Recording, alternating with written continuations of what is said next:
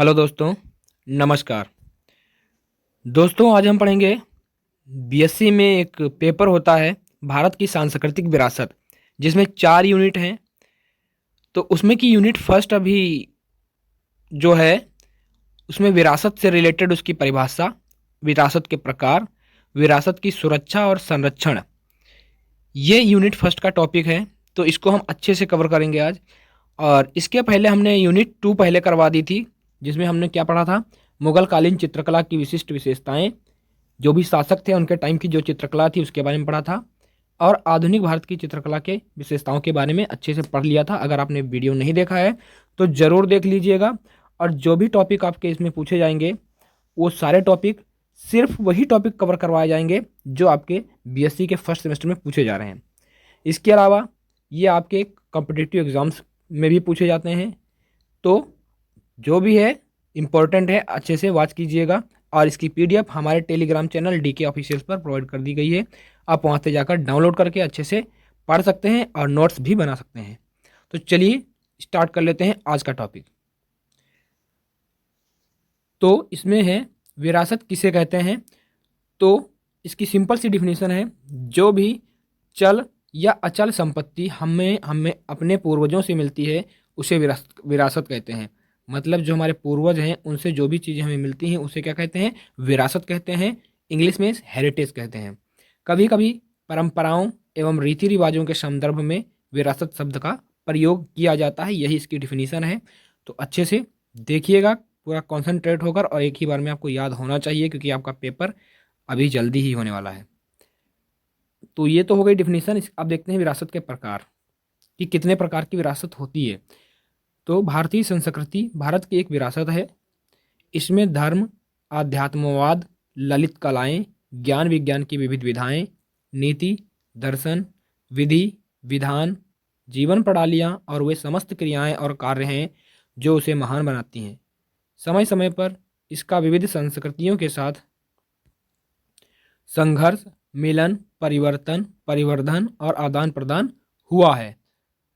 तो इसके प्रकार क्या क्या हैं, ये आपको धर्म दिख रहा है, आध्यात्माद, ललित कलाएं, ज्ञान विज्ञान की विविध विधाएं, नीति, दर्शन, विधि, विधान, जीवन प्रणालियाँ और वो सभी क्रियाएं और काम हैं जो उसे महान बनाती हैं। तो ये आप याद रखेंगे। अब हम देख लेते हैं भारतीय विरासत की सुरक्षा और संरक्षण के बारे में हमें क्या क्या चीज़ पता होनी चाहिए और क्या हम कर सकते हैं उसके लिए।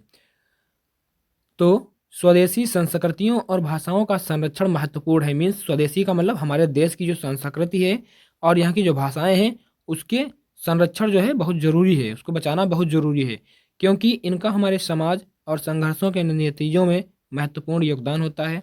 यह हमारी भौगोलिक, सांस्कृतिक और ऐतिहासिक पहचान को बढ़ावा देता है और हमारी सामाजिक समृद्धि में महत्वपूर्ण भूमिका निभाता है। इसलिए इसको बचाना, संरक्षित करना बहुत ज़रूरी है। मानव विरासत के मूल्यों को समाज की बेहतर समर्थन और सुरक्षा के लिए निम्नलिखित तरीकों से दिया जा सकता है। पहला है शिक्षा और जागरूकता। ये आपकी हेडिंग है, शिक्षा और जागरूकता। संस्कृतियों, भाषाओं और मानव विरासत के महत्व को जनसाधारण तक पहुंचाने के लिए शिक्षा और जागरूकता का महत्वपूर्ण योगदान होता है। कहने का मतलब है, जन जन तक शिक्षा पहुंचाएंगे। जब सभी लोग शिक्षित होंगे तभी तो उनको पता होगा कि हमें क्या करना है, और वो उसके प्रति क्या है, समर्पित होंगे और संरक्षित करेंगे जो भी चीज़ें हैं हमारी। संगठ संगठनित कार्यशालाओं, संस्कृति और भाषा संगठनों, सामुदायिक सभाओं और सार्वजनिकता के माध्यम से इस जागरूकता को बढ़ाया जा सकता है। ये कर ली शिक्षा की बात, कि सभी का शिक्षित होना बहुत ज़रूरी है। दूसरी हेडिंग है संरक्षण और पुनर्स्थापना, कि दोबारा से स्थापित भी करना चाहिए और उसकी संरक्षण करना चाहिए। ऐतिहासिक स्थलों, पुरातात्विक विरासत, भाषाओं, लोक कला, ग्रंथों और अन्य मानव विरासत को संरक्षित करने और पुनर्स्थापित करने के लिए सरकारी और गैर सरकारी संगठनों, गैर सरकारी संगठन कौन होते हैं, जैसे एनजीओ वगैरह होते हैं, सहयोग लिया जा सकता है। ऐतिहासिक स्थलों की रक्षा, मानव विरासत के डिजिटल रूप में संग्रहित करना और रोचकता बढ़ाने के लिए पर्यटन को प्रोत्साहित करना भी महत्वपूर्ण है। अगला है, तीसरी हेडिंग है संगठनित मानव समूहों का समर्थन। संगठनित का मतलब मानव समूह बनाएंगे, संगठन बनाएंगे, उसके माध्यम से कैसे इसकी देखभाल कर सकते हैं, बचाव कर सकते हैं। संस्कृति और भाषाओं को संरक्षित रखने और प्रशंसा करने के लिए संगठित मानव समूहों का समर्थन करना महत्वपूर्ण है। इसमें स्थानीय संस्कृति के महोत्सवों और आयोजनों का समर्थन करना, लोक कला और बाजार को प्रोत्साहित करना और सामुदायिक संगठनों को समर्थन देना शामिल है। अगला है संस्कृत के अध्ययन और अनुसंधान, मतलब हमें संस्कृत के बारे में ज्ञान होना चाहिए। तो संस्कृति, भाषा और मानव विरासत के अध्ययन और अनुसंधान को प्रोत्साहित करना चाहिए और नई पीढ़ी को अपनी संस्कृति को समझने और सम्मान करने के लिए प्रेरित करना भी महत्वपूर्ण है।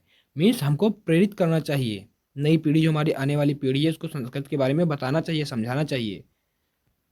विश्वविद्यालयों, शोध संस्थाओं और शैक्षणिक संगठनों को इस क्षेत्र में नवीनतम अनुसंधानों को प्रोत्साहित करने के लिए समर्थन देना चाहिए। इन सभी पहलों को के माध्यम से हम स्वदेशी संस्कृतियों और भाषाओं की संरक्षा को सुनिश्चित कर सकते हैं और मानव विरासत के मूल्यों को समाज में बेहतर समर्थन और सुरक्षा प्रदान कर सकते हैं। तो उम्मीद करते हैं ये आपकी जो यूनिट फर्स्ट थी इसमें इतना ही पूछा जाएगा, इससे बाहर कुछ भी नहीं जाएगा। आप अच्छे से इसको तैयार कर लीजिएगा ताकि इससे संबंधित जो भी क्वेश्चन पूछे जाए आप उनको अच्छे से लिख पाएँ। हमारी यूनिट 2 जिसको हमने पढ़ लिया था, जिसमें हमने क्या पढ़ा था, मुगल कालीन चित्रकला की विशेषताएं और आधुनिक भारत की चित्रकला की विशेषताएं। एक टॉपिक बच रहा था चित्रकला के क्षेत्रीय विद्यालय, सल्तनत काल के चित्रकला के जो क्षेत्रीय विद्यालय थे उनके बारे में अब हम पढ़ेंगे और इसी में हमारी यूनिट 3 भी कंप्लीट करेंगे। तो अच्छे से वॉच कीजिएगा। इसकी PDF हमारे टेलीग्राम चैनल DK ऑफिशियल पर प्रोवाइड कर दी गई, आप वहाँ से जाके डाउनलोड करके अच्छे से पढ़ सकते हैं। तो स्टार्ट करते हैं। ये है यूनिट 2 का पहला टॉपिक, सल्तनत कालीन चित्रकला। मीन्स सल्तनत काल में जो चित्रकला थी, वो उस टाइम के जो भी विद्यालय थे या उस टाइम पे जो चित्रकला थी उसके बारे में पढ़ेंगे। तो ये क्या है, तुर्कों के साथ भारत में जो तुर्की लोग थे, ये सल्तनत कालीन चित्रकला क्या तुर्क लोग आए थे। भारत में नवीन वाद्य यंत्रों तथा रबाब तथा सारंगी एवं नवीन संगीत शैलियों का भी आगमन हुआ। मतलब तुर्की जो लोग थे उनके साथ में नई नई वाद्य यंत्र और रबाब, सारंगी, ये बजाने वाले यंत्र हैं, एवं नवीन संगीत शैलियों, मतलब नए नए संगीत शैलियाँ, इनका आगमन हुआ। सल्तनत काल में संगीत कला की विशेष प्रगति ना हो सकी। मीन्स सल्तनत काल में इतनी अच्छा प्रगति तो नहीं हो पाई इसमें। मुगल काल में इस कला को विशेष संरक्षण प्रदान किया गया। पुगल नहीं मुगल होगा, यहाँ पे मुगल होगा।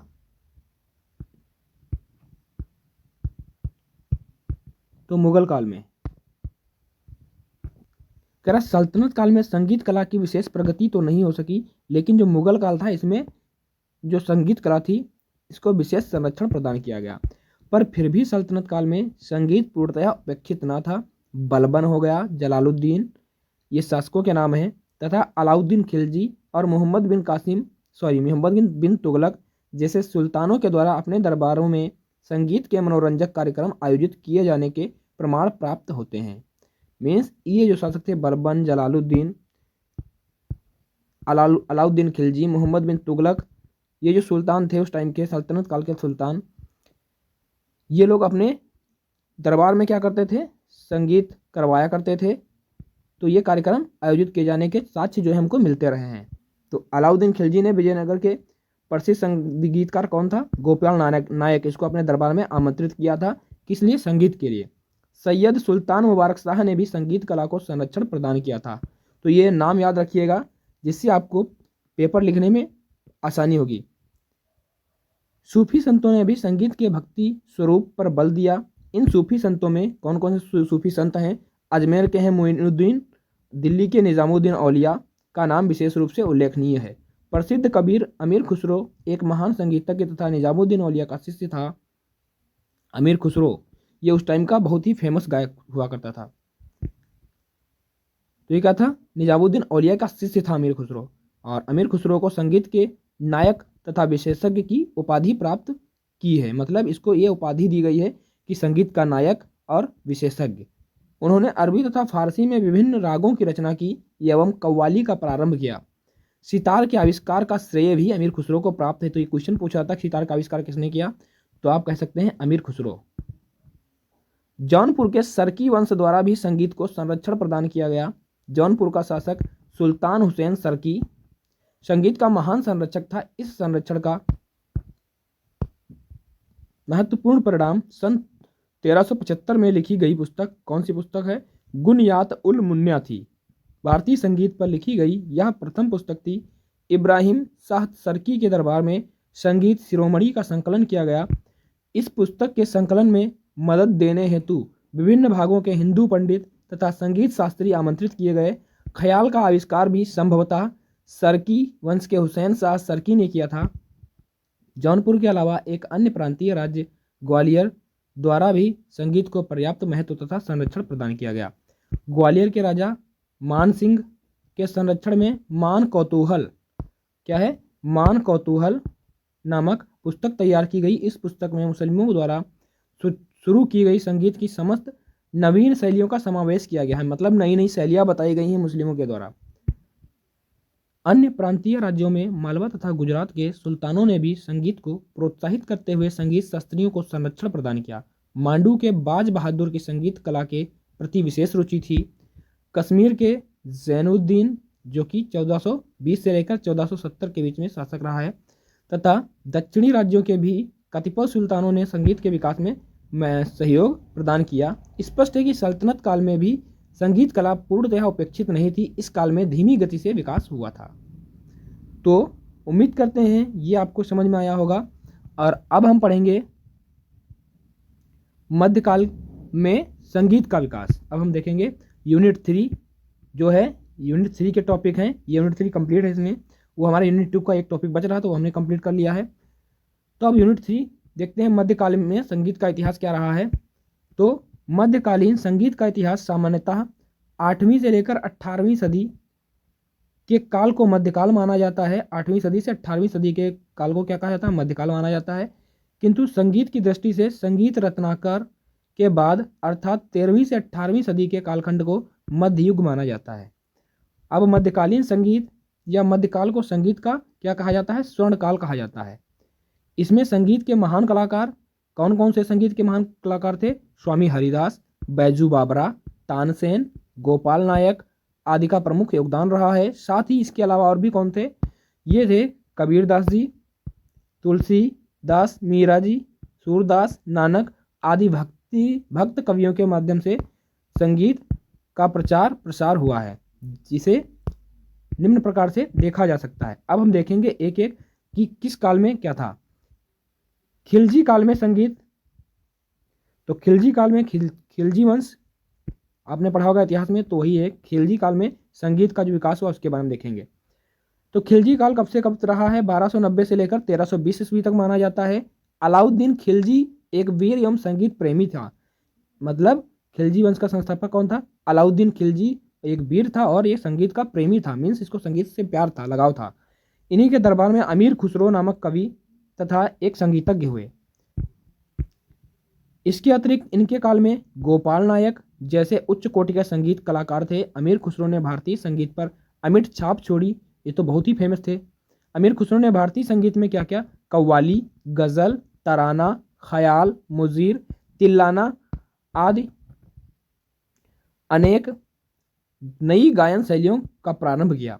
सरपरदा, साजगिरी, एमन, सोहिला आदि नए रागों का सृजन किया तथा वीणा के स्थान पर 3 तार वाले एक नए वाद्य सहतार का निर्माण किया। आधुनिक काल का सर्वाधिक प्रचलित वाद्य सितार सहतार का ही एक परिष्कृत रूप है। मीन्स पहले जो सितार है ये क्या है, सहतार से ही बनाया गया है, उसको और एडवांस करके बनाया गया है। ऐसा माना जाता है कि तबला वाद्य का आविष्कार भी अमीर खुसरो ने ही किया था। ये माना जाता है कि तबला जो है, बजाने वाला जो तबला है, उसका भी आविष्कार अमीर खुसरो ने ही किया था। खुसरो भारतीय कला एवं संस्कृति के प्रशंसक थे।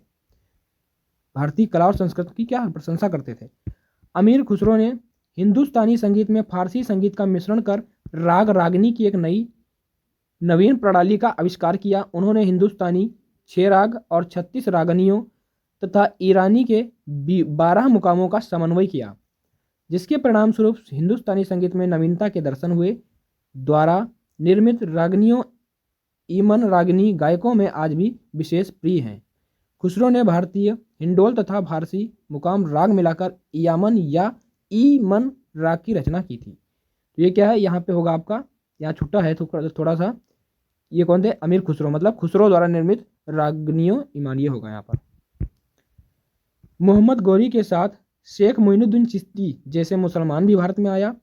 इनके अनुयायियों ने भारतीय लोक का चार भाषा एवं संस्कृति आदि को अपनाया।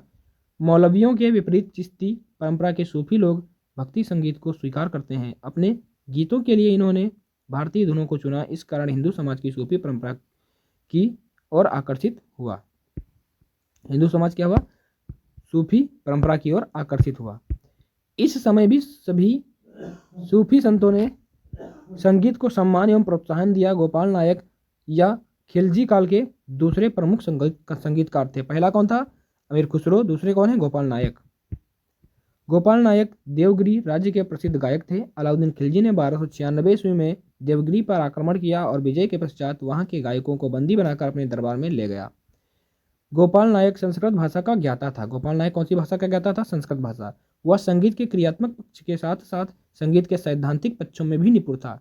नायक ने ख्याल शैली के विकास के लिए काफी प्रयास किया तथा बड़हंस, पीलू आदि रागों का आविष्कार किया।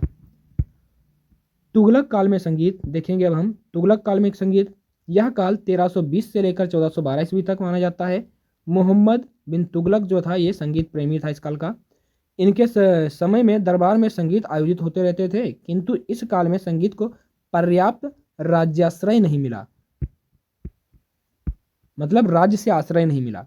फलस्वरूप इस काल में पूर्व काल की तरह संगीत की अधिक वृद्धि नहीं हो पाई।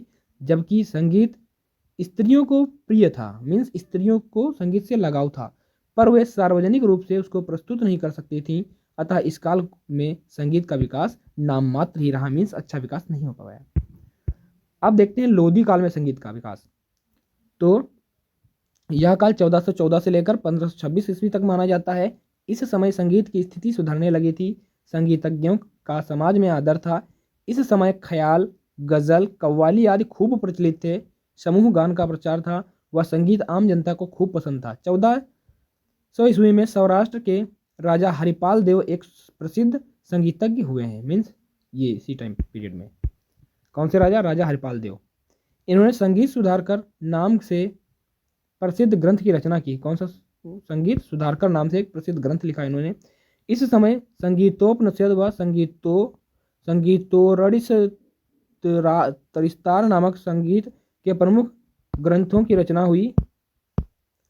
संगीत मकरकंद की रचना भी इसी समय में हुई। इस ग्रंथ में पहली बार पुरुष, स्त्री व नपुंसक रागों का वर्गीकरण हुआ। 1428 ईस्वी में संगीत शिरोमणि ग्रंथ की रचना हुई थी। तो ये फैक्चुअल पॉइंट भी है इसमें जो आपके कॉम्पिटिटिव एग्जाम के लिए बहुत इंपॉर्टेंट है, तो बहुत ही कंसंट्रेशन से वॉच कीजिएगा वीडियो। लोधी के आक्रमण के समय जो 1400 ईस्वी से 1500 ईस्वी में तक का समय है, अधिकांश राज्य छिन्न भिन्न हो चुके थे तथा हिंदू जाति के वीर पुत्र एक एक कर समाप्त होते जा रहे थे, साथ ही दूसरों की अधीनता को स्वीकार करते जा रहे थे, जिसके कारण समाज व राज सत्ताओं के ढांचे में विघटन हो गया था। अपनी स्वतंत्रता को सुनिश्चित रखने में भारतीय असफल रहे। संगीत के जिस वट वृक्ष की महर्षियों ने सींच कर हरा भरा किया था वह अब सूखने लगा था। राजनैतिक परिस्थितियां ऐसी थी कि मानव का मन कला कौशल से हटकर स्वजीवन की रक्षा का विकल्प था, मीन्स अपनी ही रक्षा में बेचारे लगे हुए थे। इसी समय में मोहम्मद गौरी तथा गजनवी ने भारत पर अनेकों बार आक्रमण किया। उनका लक्ष्य भारत की संपन्नता को समूल रूप से नष्ट करना था। मोहम्मद गौरी ने भारत पर कितनी 17 बार आक्रमण किया था। तो उनकी सभ्यता भौतिक ही नहीं बल्कि कला कौशल के क्षेत्र को भी नष्ट करने वाली थी। आधुनिक काल में संगीत देख लेते हैं।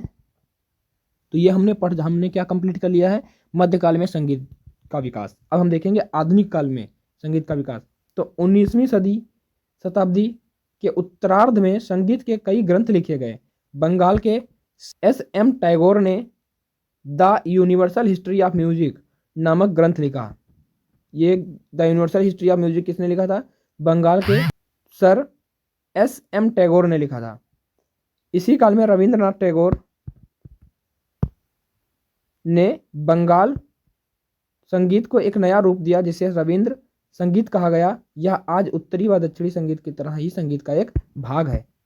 इसी काल में A.N. विलर्ड ने, ये नाम है, a treatise of on the music of Hindustan नामक पुस्तक लिखी। इन्हीं के अथक प्रयासों से कई यूरोपियनों ने भारतीय संगीत का अध्ययन किया। इस समय घराना परंपरा का भी पूर्ण विकास हो चुका था। इसी समय पंडित विष्णु नारायण भातखंडे हुए जिन्होंने भारतीय संगीत को नई दिशा दी। आपने थाट राग वर्गीकरण पद्धति बनाई तथा एक नई स्वर लिपि पद्धति बनाई। संगीत के दो ग्रंथ, एक है श्री मल्लक्षय संगीत तथा अभिनव राग मंजरी लिखे। इसके अतिरिक्त क्रमिक पुस्तक मल्लिका भाग 6 आदि पुस्तकें लिखी गईं। लखनऊ के मैरिस म्यूजिक कॉलेज, ग्वालियर में माधव संगीत विद्यालय, बड़ौदा में म्यूजिक कॉलेज खोले तथा संगीत को जनसाधारण में प्रचारित किया। आपका उपनाम चतुरंग, हररंग, चतर आदि थे। इसी काल में बालकृष्ण बुआ इंचल करड़ी हुए। इन्होंने गायन के क्षेत्र में अपने अनेक शिष्य बनाए जिन्होंने संगीत को बढ़ाया। इसी समय में इनके शिष्य पंडित विष्णु दिगंबर पलुस्कर हुए। इन्होंने संगीत के उत्थान में अनेक कार्य किए। सबसे पहले इन्होंने संगीतों से अश्लील शब्दों को हटाकर भक्ति रस के शब्दों में डाला तथा लाहौर में 5 मई 1901 को गंधर्व महाविद्यालय की स्थापना की। इन्होंने अपने गीतों में देशभक्ति तथा राष्ट्रीय चेतना को प्रमुखता दी तथा स्वर लिपि पद्धति का निर्माण किया। पंडित विष्णु दिगंबर पलुस्कर जी ने लगभग 250 पुस्तकें लिखी जिनमें से संगीत, बालबोध, राग प्रवेश, भजनामृत, लहरी संगीत, तत्व दर्शन, दर्शक आदि प्रमुख हैं। इनके शिष्यों में पंडित ओंकारनाथ ठाकुर, पंडित विनायक राव पटवर्धन आदि हैं। 20वीं शताब्दी में राजा भैया पूंछ वाले, 20वीं शताब्दी का मतलब 2000 की बात कर रहे हैं, सन 2000 की, भैया पूंछ वाले एक प्रसिद्ध गायक हुए हैं। इन्होंने संगीत के उत्थान में कई कार्य किए। इसी काल में प्रसिद्ध नृत्यकार उदय शंकर तथा राम गोपाल हुए। दोनों ने नृत्य को नए नए परिवर्तनों के साथ विकसित किया। भारतीय नृत्य देश में ही नहीं अपितु विदेशों में भी लोकप्रिय रहा। इसी समय में दक्षिणी भारत में सेमनगुड़ी श्रीनिवास अय्यर हुए। वे संगीत के सर्वोत्तम विशेषज्ञ माने जाते हैं। उन्होंने दक्षिणी संगीत को विकसित किया तथा उसकी आत्मिक पृष्ठभूमि को उत्कृष्ट बनाया। इसी समय में उस्ताद अब्दुल करीम खां हुए। ये प्रसिद्ध गायक थे। इन्होंने आर्य समाज विद्यालय की स्थापना 1913 ईस्वी में पूना में की। संगीत की लोकप्रियता अब जनसाधारण में बढ़ गई थी। इसी काल में प्रसिद्ध सुरबहार वादक उस्ताद इनायत खां हुए। इन्होंने सितार वाद्य को प्रमुख रूप से अपनाकर उसे लोकप्रिय बनाया। नृत्य के क्षेत्र में श्रीमती इंद्राणी रहमान भरतनाट्यम से रिलेटेड हैं, ये मतलब भरतनाट्यम करती हैं तथा मीरा कुमारी अनुराधा गुहा का कथक में सराहनीय योगदान रहा है। संगीत के उत्थान हेतु वर्ष 1954 में ललित कला अकादमी की स्थापना की गई। एक पुरस्कार है जो संगीत के क्षेत्र में दिया जाता है, ललित कला अकादमी पुरस्कार। इसकी स्थापना को वही 1954 में। तो वर्ष 1952 से भारत सरकार श्रेष्ठ संगीतज्ञों को संगीत को प्रोत्साहन देने के लिए पद्मश्री, पद्म भूषण, पद्म भूषण, पद्म विभूषण आदि उपाधियां व पुरस्कार सम्मानित कर रही है। मीन्स गवर्नमेंट क्या कर रही है, इसने 1954 में ललित कला अकादमी की स्थापना तो की ही की, एक पुरस्कार है। इसके अलावा इन्हें पद्मश्री, पद्म भूषण और पद्म विभूषण आदि ये भी पुरस्कार दिए जाते हैं, उपाधियां दी जाती हैं। अनेक कलाकारों ने संगीत के विकास, प्रचार एवं श्रेष्ठता की ओर ध्यान दिया है। इनमें पंडित ओंकारनाथ ठाकुर, पंडित भीमसेन जोशी, कुमार गंधर्व, पंडित रविशंकर, उमा देवी, जाकिर हुसैन, डॉक्टर लालमणि, पंडित शिव कुमार शर्मा, हरिप्रसाद चौरसिया, ये बांसुरी के बहुत ही फेमस वादक हैं। कौन? हरिप्रसाद चौरसिया। परवीन सुल्ताना, अमजद अली खान, विलायत खां, निखिल बनर्जी आदि अनेक कलाकारों ने स्वतंत्रता के पश्चात भी संगीत को उन्नत करने के लिए प्रयास किए एवं अपनी संगीत कला की जागरूकता एवं उसकी अभिवृद्धि करके संगीत में अपना बहुमूल्य योगदान दिया। उस्ताद विलायत खां सितार वादक थे और इन्होंने क्या किया, सितार वाद्य में नई नई चीज़ों को डाला तथा उसे लोकप्रिय किया। ये सितार में गायकी अंग का प्रतिनिधित्व करते हैं। उस्ताद अली अकबर खां क्या बजाते थे? सरोद। ये सरोद वादक थे। इसी समय में प्रसिद्ध शहनाई वादक कौन है? बिस्मिल्लाह खां। सबसे फेमस थे बिस्मिल्लाह खां शहनाई बजाने के लिए, और इनको कई बार ये पद्मश्री, पद्म विभूषण, पद्म भूषण वगैरह इनको दिया जा चुका है। शहनाई वादक कौन? बिस्मिल्लाह खां जी को। इसके अतिरिक्त यही लोग वायलिन वादक उस्ताद बड़े गुलाम अली खां, गायक रुकमणी अरुंडेल नृत्य से रिलेटेड हैं इत्यादि कलाकारों द्वारा संगीत का विकास निरंतर सराहनीय रहा है। अंततः प्राचीन काल से वर्तमान समय तक संगीत के विकास में समय समय पर अनगिनत बाधाएं उत्पन्न होती रही हैं, परंतु संगीत अपनी शक्ति सामर्थ्य के कारण कभी धीमी व कभी तीव्र गति से निरंतर विकास के पथ पर अग्रसर रहा है। करते हैं, अगर आप इतना कर लेते हैं तो इस पेपर में आपके करीब करीब 60% मार्क्स जरूर ही बन जाएंगे, और इसके अलावा जो भी टॉपिक्स बच रहे हैं उसकी वीडियो जल्दी ही आपको प्रोवाइड कर दी जाएगी, तो अच्छे से वॉच कीजिएगा। और अब तो टाइम नहीं है, वैसे आप इसका नोट्स बना के अगर आप इसको रिवाइज कर ले तो बहुत अच्छा था। अगर आप वीडियो को अच्छे से देखते हैं तो इसी वीडियो में याद हो जाएगा। इसकी PDF आपको हमारे टेलीग्राम पर प्रोवाइड कर दी गई है, आप वहाँ से जाकर अच्छे से डाउनलोड करके देख सकते हैं। टेलीग्राम चैनल का नाम है DK ऑफिशियल्स।